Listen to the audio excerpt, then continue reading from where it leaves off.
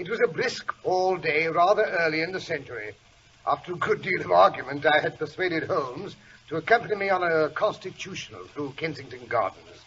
As our listeners doubtless know, Holmes was never a man who took exercise if he could avoid it. Lethargic sort of fellow, eh, Dr. Watson? Well, not necessarily. Needless to say, when we returned to Baker Street somewhere around 5, I was the one who was puffing like a grampus, while Holmes bounded up the steps as easily as a greyhound. We were met at the front door by Mrs. Hudson, the chatelaine and general factotum of our bachelor domain. Ah, Mrs. Hudson, what's up? It's way past your tea time, Mr. Holmes. Oh, to blazes with tea, madam. Give us an early supper. What's more, a gentleman was here. Waited upstairs half an hour, he did. Stamping up and down on my ceiling till I thought the chandelier would come loose. Sounds like a client, eh, Watson? Well, we could do with a case, Holmes. The exchequer is getting a bit low. Bother the exchequer. Oh, for heaven's sake, Holmes. Relax. We're home, you know. He said he'd be back. If it's a case, see that he pays. Looks like he had money. Yes, Mrs. Hudson's correct. Our late visitor undoubtedly had money. Pity he got away. But what makes you think the blighter was affluent? Can't you smell it? He smoked the very best tobacco. The matter he came to consult us about must have been urgent. He's left his pipe here on the table. A nice briar with a longish stem of what the tobacconists fondly call amber. Yes, he must have been thoroughly disturbed to leave behind a pipe he values so highly. Oh, balderdash, how can you possibly know how he values his silly pipe? Elementary, my dear Watson, elementary. The pipe has been twice mended, once in the wooden stem and once in the amber, each time with a silver band costing more than the pipe did originally. What's more, he's been here before because, having run out of his own mixture, he's helped himself to a pipeful from the Persian slipper on the mantelpiece. No casual stranger would know that's where I keep my tobacco. Oh, but here's his step on the stairs. Come in, come in. Confound it, man. Why don't you stay at home where you belong? Holmes, it's Colonel Ross. Obviously, my dear Watson. Bring our visitor a chair and a slight sedative of some sort, say a brandy and soda. I don't need a brandy. Yes, I do, confound it, a double brandy. Well, don't tell me you've had another disaster on the moors at King's Pyland. We have that, Mr. Holmes, but this time it's not a man that's been murdered. It's a horse. Worse. Much worse. Let me tell you, there aren't many men the equal of Blazing Star. Good Lord! Blazing Star! Isn't that your entry for the Wessex Cup, sir? It was, Dr. Watson, it was. Blazing Star. Watson was reading me an item about it just the other day. I believe he's the son of the famous Silver Blaze out of Lady Luck. You were able to rescue his sire for me, Mr. Holmes. In time to win the Wessex Cup. What a race that was, eh, Holmes? But it's too late to do anything for poor Blazing Star. But by the Lord Harry, I mean to catch up with the scoundrel that killed her. And when I do... I've always contended there's a special reservation in the lowest hell for any man who mistreats animals. Yes, quite. But tell me exactly what happened at King's Pyland, Colonel Ross. You remember Ned Hunter, Mr. Holmes? He was in charge of the stable at the time Silver Blaze was abducted. Yes, fine fellow, reliable and trustworthy. He's been promoted to the post of trainer since you last saw him, but he still sleeps in the stable, doesn't trust anyone else to do it. Blazing Star, like his sire before him, was the favorite for the Wessex Cup, I believe. That's right, Mr. Holmes. So Ned was being extra particular. None of the stable boys were allowed to go near the horse. Ned groomed and exercised him himself. No one else laid a hand on the animal. Can't take too many precautions with a winner, eh, Holmes? Don't interrupt, Watson. Well, yesterday afternoon I went down to the stables myself to watch Blazing Star work out. I wish you could have seen him. The sunshine glinting on his chestnut coat. Like a fiery streak he was coming down the stretch. Never went better in his life. Well, I went into supper and cleared a place off the mantel. The same place we kept the Wessex Cup when Silver Blaze won it. Then I went to bed and slept the sleep of the just. But along about 2 o'clock in the morning, I was awakened by Ned Hunter. As I lit the lamp, I could see his face, white as a sheet, and his hand shook as though he had the palsy.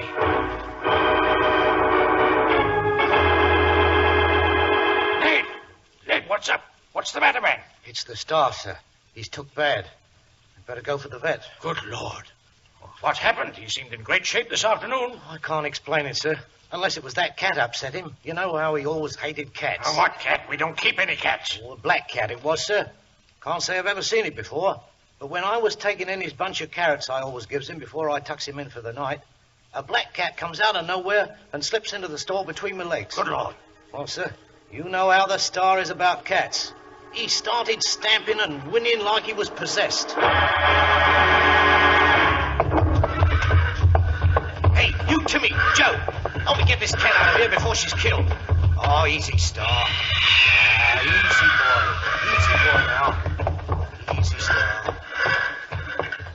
that cat. Come out of here like a bat out of hell. Eyes blazing like the devil himself. Hello. She swiped the star on the flank. She's drawn blood. Easy, boy. Easy.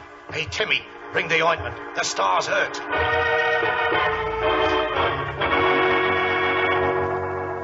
Well, Mr. Holmes, Ned Hunter swabbed down the scratch and tried to quiet the horse, but Star was restless. Along about midnight, Ned noticed his breathing was getting heavy and labored, and he'd worked up quite a sweat. Ned rubbed him down again, but he kept getting worse instead of better, so I went for the vet. He's a new man in the district and supposed to know all there is to know about animals. When I brought him back with me, Ned looked like he'd seen a ghost. Ned, this is Mr. Peebles, the new veterinary surgeon. He'll bring Star around for us. I'm afraid Star's past help, sir. I've never seen the like. Just seemed to collapse in front of my eyes. His back sort of sagged and his knees gave way. Pretty soon he couldn't stand up no more. He's lying in there on the straw, pretty near gone. You'd better take Mr. Peebles right in, Ned. Yes, sir. This way, sir. Confound it. If anything happens to that horse. He was so fit this afternoon. Lord, it's quiet around here. If I could just hear the old boy breathing. 3 o'clock. Where do you suppose that blasted cat came from? Ah, rubbish. No one dies from a cat scratch. Haven't had any cats around here for years. Certainly not any black cats. Well, Mr. Peebles, how is he? What's the verdict? I'm sorry, Colonel Ross. He's gone, sir. Died very quietly, of old age.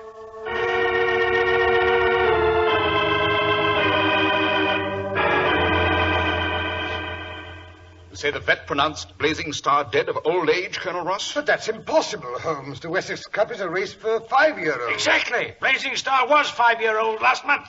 Yet when I went in to look at his body as it lay there in his stall, I'd have sworn he was the oldest horse I'd ever seen. Temples caved in, coat dry and grayish, hip bones protruding. You don't think anyone could have switched horses while Ned Hunter came to inform you the horse was taken sick? No, Mr. Holmes, I'd no Blazing Star anywhere. The star on the forehead he'd inherited from his father. The white off forefoot and a long scar on his left hind leg where he'd cut himself in a bit of wire when he was a 2-year-old. That horse was Star. Full 5 years ago last month. He couldn't have died of old age. Fantastic and macabre story, eh, Holmes? Quite. Many people, of course, will profit by his death. Have there been any strangers in the neighborhood of King's Python these last few weeks, Colonel Ross? There has been a band of wandering gypsies camping on the moors. Of course. Gypsies have many curious and little-known poisons. They'd be quite apt to keep a black cat, what's more. If its claws had been dipped in some obscure venom, they... Possibly, Watson, possibly. Tell me, Colonel Ross, what's become of your erstwhile neighbor and rival, Lord Backwater, who owned the Mapleton stables? That blackguard. Haven't seen him since the affair of Silver Blaze. He was ruled off the turf after that, you know, and forced to sell his horses. Serves him jolly well right. Mapleton has been unoccupied until recently. About a month ago, I understand it was leased to a professor, an Egyptologist, I believe. He's a recluse. Spends most of his time in a laboratory and fixed up for himself in the old study. Mattie Baxter, our maid's sister, keeps house for him. Says he's a queer sort of a chap. Works behind locked doors all night and sleeps all day. Unhealthy sort of life, eh, Holmes? Yes, there are several factors around King's Python that don't sound healthy to me. Colonel Ross, I suggest that Watson and I take the morning train for Exeter to investigate the situation.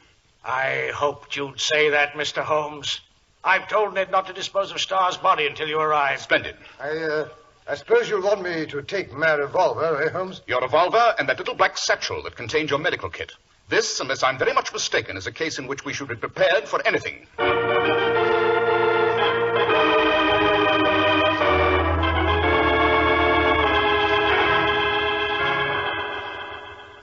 Well, Watson, now that you've finished a thorough examination of the cadaver, what's your verdict? The vet was right, Holmes. The horse obviously died of old age. But I tell you that's impossible. Blazing Star was only a little over 5 years old. Ned here will bear me out. That's right, gentlemen. Horse doesn't die of old age at 5 years. It looks like Blazing Star ain't going to be the only one, neither. Good Lord. Don't tell me another one of the horses has caught the malady. It's not one of the horses, sir. It's the sheep. I noticed it when I went out to the paddock after you left this morning. They stood there all huddled together, shivering. Then gradually, all day long, they kept getting older and older. You could fair see 'em do it. Their eyes are rheumy, and their voices weak. And, some of them can hardly keep on their feet. But those sheep were young. Most of them were dropped in this year's lambing season. What do you make of it, Dr. Watson? Have you ever heard of old age being contagious? No, there have been isolated cases, Colonel Ross, where young and healthy individuals have developed a wasting away that rather resembles the appearance of age. However, I'd hardly think it possible. Hold on. Who's this running across the moors in the sunset? Looks like a woman. Her hair flying loose, her shawl flapping in the wind. Well, she's staggering as if she were drunk. It's Mattie, Colonel Ross. Her that works over at Mapleton. She's not suffering from the effects of alcohol. It's fright that's upset her. It's sheer terror. Colonel Ross! Colonel Ross! Will you take me in this night? I'm never going back. I'm never going back to that house again. I knew he was evil the minute I laid eyes on the man, and now I've seen him. He's a butcher, he is. He's a ghoul. Who is Mattie? My master. Him of the least Mapleton. He's filled the house full of heathen statues. The lower part man and the upper part beast. Those would be the statues of the ancient Egyptian gods. Ra, the hawk, Anubis, the dog, and Bast, the cat, I fancy. Bast, that's what he calls her. The black cat that rides everywhere with him on his shoulder. Their eyes are alike. Him and the cat's both green. And they both can look at you without even blinking. Only his head moves from side to side while he stares at you. What's that? I said his head. It don't never hold still. He's a ghoul, that's what he is. They've been bringing him boxes for weeks now. 6 boxes, big, like coffins. A lorry drives up in the dead of night and they carry the box into his study and he locks the door behind it. That's the last anyone ever seen of them boxes, or what's in them. You've never seen any traces when you go in to clean the study? I've never been allowed in. No one's ever been allowed in that study except the man what brings the boxes, and then only for a minute while he puts them down. Today, the men come with another big box, only they brought it before it was dark. The master fell in a rage when he saw him drive up. When they brought the box in and set it down in the study, he was that worked up, there were flecks of foam on his lips. You idiots! How often have I told you not to come here by daylight? Have a heart, Governor. The sun's about down and there's a storm coming up. Me and me partner have a long way to drive back to town. We don't like to be caught in the moors in a storm at night. Oh, you don't? Well, this is the last time you need come here. People who work for me obey my orders. Aye, but Governor... Here's your pay. Now, get out. We'll be going. Never fear. He needn't have done that. Oh, he's a terror when he gets in one of his rages. Oh, there. You work here. Aye, I'm the housemaid. Know what it is he's got in them boxes we bring him? Haven't a notion. That room's always kept locked. He never so much as looked through keyhole. Oh, I'd never do that. It's not right. Maybe not, but I bet it'd be interesting. Aye. Come along there, Chris, or we'll be caught on the moors out of dark. Aye.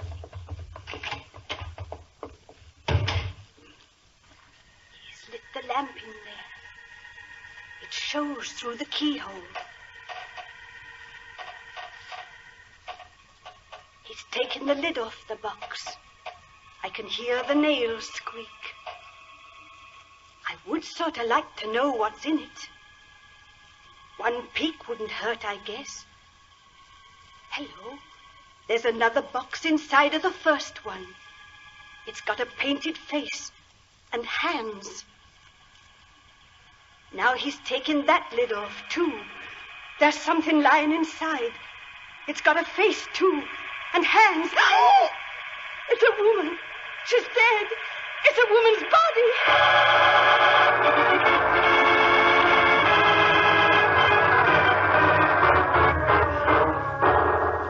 Great Scott.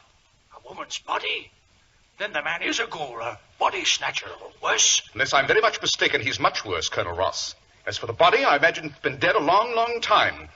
Yes, I think Watson and I will take a stroll over to Mapleton later this evening. I'd like to take a look at the contents of that box myself.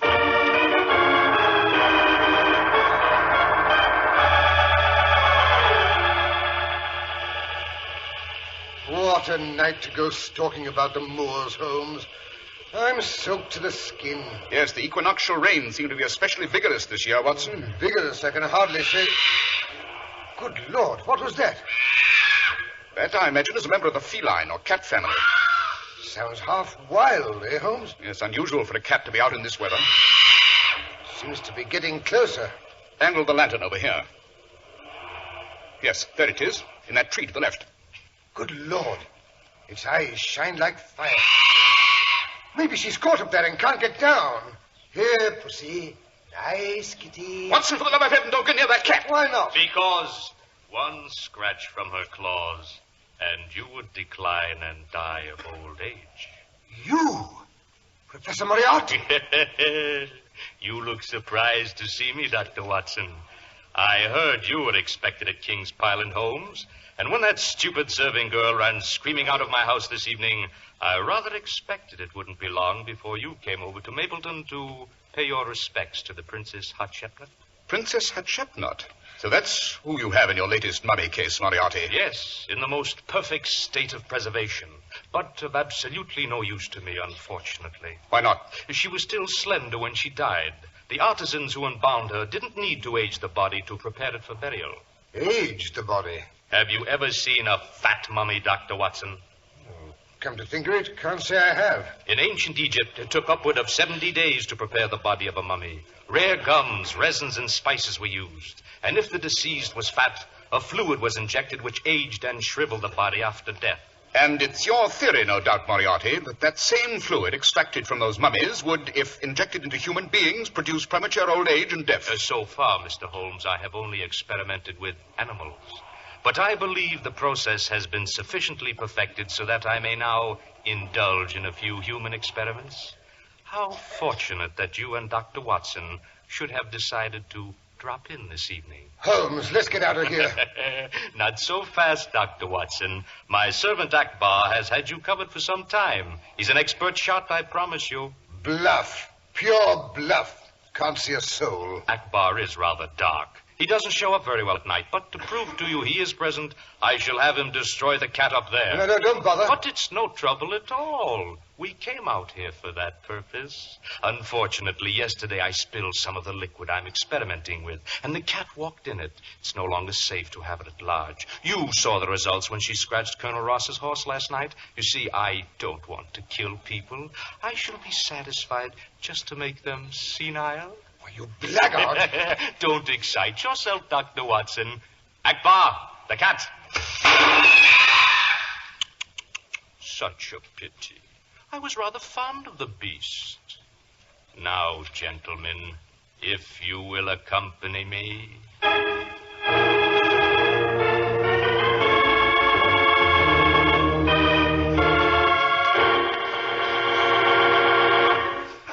When you're in your favorite clothing store these winter days and hear someone say, "How do they do it?" he's probably trying on a Clippercraft suit or overcoat. Because in this era of higher prices, it's really startling to see so much truly fine quality in clothes for such a modest amount. For Clippercraft suits are only $40 and $45. Clippercraft top coats are only $40, and sport jackets are only $26.50. The fabrics are really long-wearing. Style and fit is superb because Clippercraft clothes are expertly designed. Now, you may ask how all this is possible. Well, the answer is real manufacturing genius and a plan. The famous Clippercraft plan concentrates the buying power of 1,036 of the nation's finest stores from coast to coast. Thus, you get the amazing advantages of the group buying at your own local independent store, at the store you can trust. Selling expensive clothes at inexpensive low prices at the nation's finest independent stores is the great big idea behind the Clippercraft plan. That's why men who know insist on Clippercraft clothes. So be sure to visit the Clippercraft store in your city. These leading stores in the metropolitan area are proud to add their names to Clippercraft in your suit, top coat, and overcoat. In Manhattan, Saks 34th, Broadway at 34th. John Wanamaker Men's Stores, Broadway at 8th and 67 Liberty Street. In Brooklyn, Abraham and Strauss. In Newark, New Jersey, Boulevard Men's Shop, Kresge Newark. And in Jamaica, the B&B Clothes Shop, 16408 Jamaica Avenue.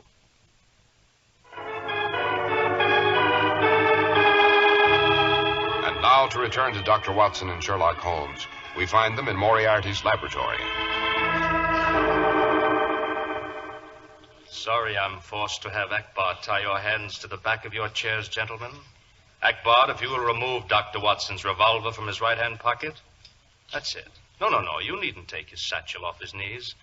I know how lost a doctor feels without his little black bag. Very generous of you, Moriarty. Not at all. That will be all, Akbar. You may leave the room and lock the door. And now for the Lady Hatshepsut. She's in the mummy case here. I thought you might enjoy the sight of a charming female while I give you the injection that will deprive you of your youth and vigor. Now, look here, you... Dr. Watson, is that by any chance, Professor Moriarty, the mummy case in which the Princess Hatshepsut was entombed? I believe so. She was removed from the tombs of the royal mummies at Dar el-Bahari. By those famous grave robbers, the brothers Abd el-Rasul, whose exploits finally led the British archaeologists to the left bank of the Nile opposite Karnak. But how clever of you, Mr. Holmes, to be so well informed on Egyptian mummies. Holmes knows everything. Or didn't you know? Watson, on the other hand, while no mental mastodon, has hidden possibilities. Did you know, Professor, he once played rugby for Blackheath? Fascinating. I gather from the fact that the mummy case has the hands carved in relief that it dates from the 7th Theban dynasty. You are absolutely correct, Mr. Holmes. Wait. I will raise the lid and permit you to see the lady herself. Good Lord. She looks as if she had died yesterday. Yes, Dr. Watson. The mummies of Memphis are black, dry, and brittle. But those of Thebes are yellowish, flexible, and so elastic that the flesh yields to the touch, and the limbs may be moved. So, without breaking. Yes, it's remarkable. I should have liked to be present when they discovered the tomb at Dar el-Bahari. Imagine, Watson, there were 36 mummies, 20 of them kings and queens. Suppose we dispense with any further lectures on antiquity, Mr. Holmes. I think the substance I have here in this little glass phial may prove even more fascinating. How? This is the liquid I've distilled from 5 previous mummies. The ones who have been, shall we say, aged. One small scratch with a pin dipped in this fluid should, if my calculations are correct, turn you both into old men.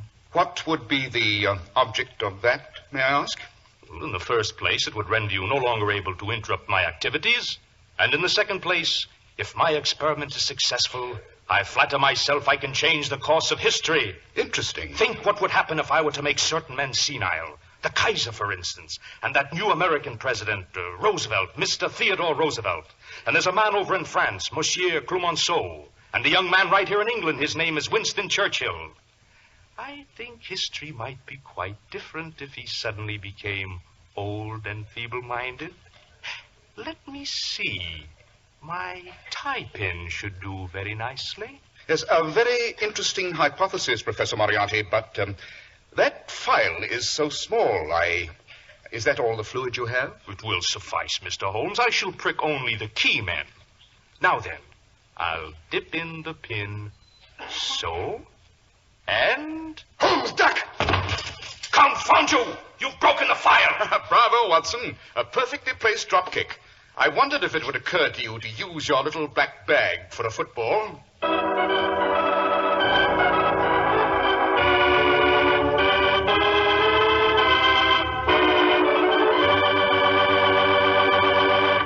Well, that was a narrow squeak, Dr. Watson. It was indeed, Mr. Harris. But even then, you were still tied to those chairs. Just how did you and Sherlock Holmes get away from the professor, Doctor? Oh, at that point, Mr. Harris, Colonel Ross and Ned Hunter broke in and rescued us. We'd left them on the moors with instructions to come in and get us if we didn't return in half an hour.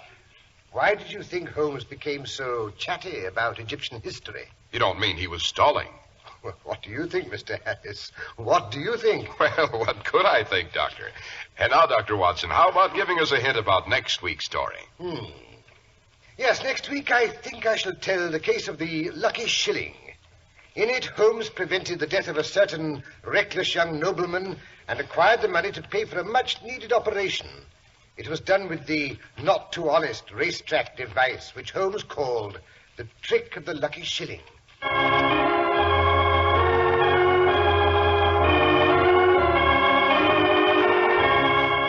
The makers of Clippercraft Clothes and 1,036 leading stores from coast to coast have brought you another in the new series of broadcasts featuring the world's most famous detective, Sherlock Holmes. Sherlock Holmes is produced and directed by Basil Rathbone, with special music by Albert Berman.